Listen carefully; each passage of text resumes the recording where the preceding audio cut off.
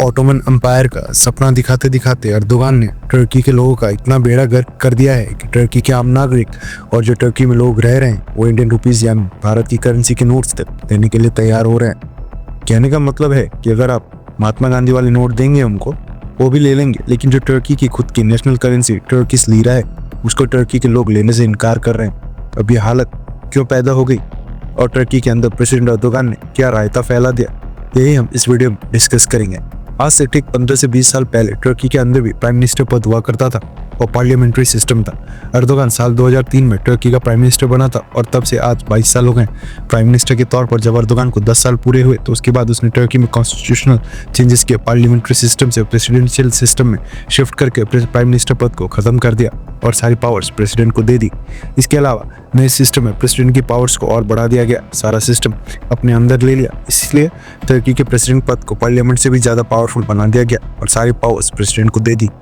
President बनकर जब Erdogan इतना पावरफुल हो गया तो सब उम्मीद कर रहे थे कि एर्दोगान रिफॉर्म्स करके टर्की की अर्थव्यवस्था को मजबूत करेंगे। एर्दोगान ने कहा कि वो ये सारी चेंजेस इसलिए कर रहा है ताकि जो ऑटोमन एम्पायर वाला काल था और टर्की का गोल्डन पीरियड था उसको वापस लाए और टर्की का पूरी दुनिया में एक बार फिर से ऑटोमन एम्पायर की तरह नाम हो। टर्की के लोगों एर्दोगान के इसी वादे के पीछे पिछले 22 सालों से उनको लगातार सपोर्ट कर रहे हैं, लेकिन एर्दोगान ने टर्की की अर्थव्यवस्था का पूरी तरह से बेड़ा गर्क कर दिया है। दरअसल टर्की से न्यूज़ निकल कर आ रही है कि टर्किश लीरा इतिहास में सबसे नीचे स्तर पर आ गया है। एक $1 की कीमत 36.4 टर्किश लीरा तक गिर गई है। आज से ठीक 16 साल पहले टर्किश लीरा और $1 ये दोनों ही आपस में एक ही रेंज में हुआ करते थे। अगर हम 16-17 साल पहले 21 मार्च 2008 की बात करें तो उस समय एक $1 1.25 टर्किश लीरा के बराबर हुआ करता था, यानी $100 पर 125 टर्किश लीरा के बराबर थे।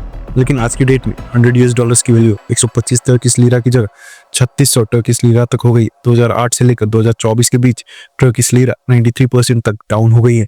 भारत की करेंसी के टर्म्स में शायद आपको ज़्यादा अच्छे से समझ आएगा, इसलिए हमने इंडियन रुपीस के अकॉर्डिंगली कैलकुलेशंस किए। साल 2010 में एक टर्किश लीरा की वैल्यू भारत में 0.50 के बराबर थी, यानी 14 साल पहले 2010 में टर्की की करेंसी 12 से 30 गुना ज़्यादा मजबूत थी।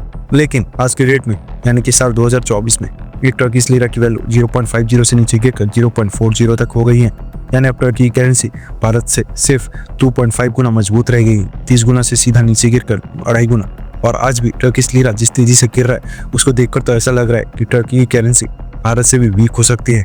लगातार डिप्रिसिएशन होती टर्किश लीरा के कारण अब टर्की के लोगों जो शॉप्स चला रहे हैं, टैक्सी ड्राइवर्स से लेकर मॉल्स, होटल्स और जहां भी बिजनेस को पेमेंट्स रिसीव करनी होती हैं, वो लोग खुद की करेंसी टर्किश लीरा को प्रेफरेंस ही नहीं दे रहे हैं।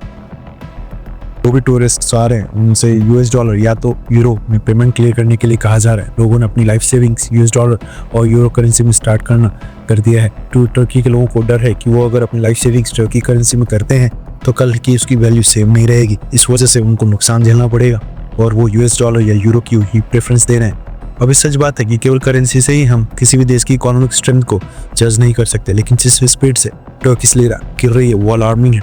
इसके अलावा लगातार डिप्रिसिएशन होती करेंसी के कारण टर्किश गवर्नमेंट के जो $US में सॉवरेन बॉन्ड्स थे, जितने फॉरेन करेंसी एसेट्स थे, वो भी लगातार डिप्लीट होते जा रहे हैं। ऊपर से जो टर्की में इन्फ्लेशन रेट आज के समय है वो 40% के आसपास है, यानी 40%। उदाहरण के लिए भारत का इन्फ्लेशन रेट 3 से 5% का आसपास रहता है। बस यही कारण है कि टर्किश प्रेसिडेंट एर्दोगान लगातार और भी कट्टर मुस्लिम बनते जा रहे हैं, क्योंकि एक प्रोग्रेसिव लीडर जिसके रोल में टर्की की इकोनॉमी की ग्रोथ होती और टर्की वापस से अपना ऑटोमन एम्पायर वाला गोल्डन पीरियड वापस लाता, वो काम तो एर्दोगान कर नहीं पाए। मुस्लिम देशों का खलीफा तो खैर बन नहीं पाए, इसलिए वो अपने देश को और भी कट्टरवादी की ओर ले जा रहे हैं।